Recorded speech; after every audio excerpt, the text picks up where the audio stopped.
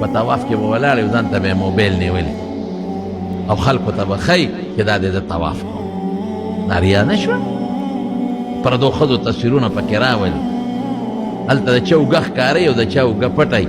هغه تصویرونه پکې راشي زنانه اکثر هلته کې کولاو مخګر دي هغه تصویرونه پکې راولي تا ته به وایي راشه ماله تصویر وباسه په خدای یقین وکړه د رسول الله مبارکه روضې مبارکې ته ولاړو یو هلک او د قصد یې لاس پورته کړی و بل ته وایي تصویر وباسه هغه ته اشاره کوي چې داسې چې او داسې چې دا ګمبد مبارک پکې راشي مې غرق راغلی او غرق لاړې ظالمه